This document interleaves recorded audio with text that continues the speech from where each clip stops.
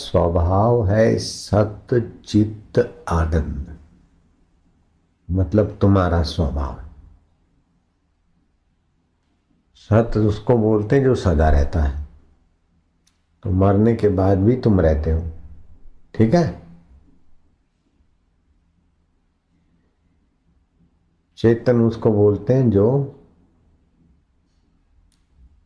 जड़ को जानता है। तो हाथ को जानते हो तुम, हाथ तुमको नहीं जानता है। बाहर की चीजों को तुम जानते हो, ये चीजें तुमको नहीं जानती, तो तुम चेतन हुए। हम्म। तो तुम हुए सत्य, तुम हुए चित्त, और तुम हो आनंद। तो आनंद में जैसे सरोवर में कुछ तणखला कुछ कंकड़ डालते तो तरंगित होता है, ऐसे आनंद में कोई अनुकूल बात आती है तो प्रसन्नता आती है, खुशी होती है ना। तो आपका स्वभाव है सत्य, चित्त और आनंद। शरीर का स्वभाव है असत्य, जड़ और दुख रूप। पहले नहीं था, बाद में नहीं रहेगा। और ये जड़ है, हाथ को पता नहीं मैं हाथ हूं। मुर्दा जड़ हो जाता है, फिर काटो जलाओ कोई पीड़ा नहीं होती। तो असत जड़ और दुख रूप शरीर को कितना भी खिलाओ घुमाओ फिराओ, फिर भी कुछ न कुछ दुख बीमारी फरियाद करता रहता। तो अपना स्वभाव है सत्य, चित्त और आनंद। शरीर का स्वभाव है असत्य, जड़ और दुख रूप।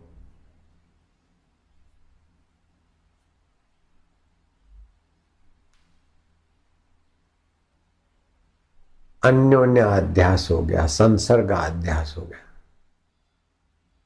जैसे अग्नि के संपर्क से लोहा तप गया,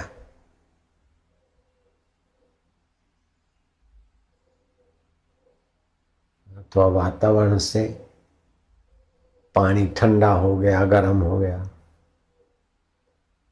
ऐसे ही शरीर का अध्यास हो गया अपने में।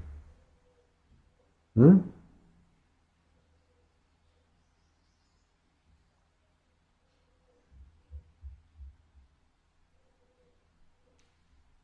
तो एक बात खास समझनी है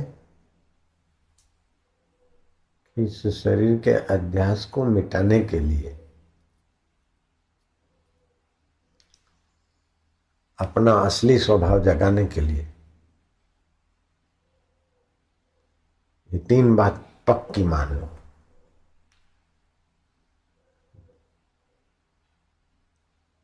दुखी होना अथवा किसी को दुखी करना ये आपकी जाति में नहीं है। ठीक है। सत्यचित्त आनंद की जाति में ये नहीं है। दुख, दुखी होना, दुखी करना और सत्य के स्वभाव में नहीं है मरना और मारना। सत्य मरता नहीं है। तो न किसी को आप दुख दें, न आप फरियाद करके दुख के विचार करके दुखी बने। न दुखी बनावे न दुखी बने, न बेवकूफ बने न बेवकूफ बनावे। बेवकूफ बनना भी नहीं, बनाना भी नहीं, दुखी होना भी नहीं और करना भी नहीं। अब मृत्यु के भय से किसी को डराना नहीं और डरना नहीं, क्योंकि मृत्यु तो बिल्कुल झूठी चीज की होती। असत जड़ दुख रूप की मृत्यु होती। जन्म भी उसी में होता है, प्रकृति में।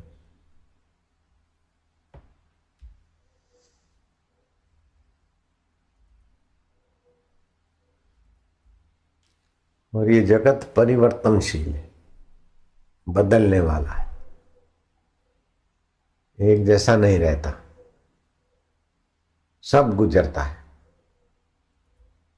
जैसे स्वप्न गुजरता है ऐसे ही है ना सब।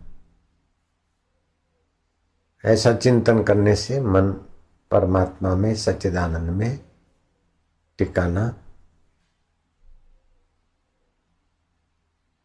आसान हो जाएगा।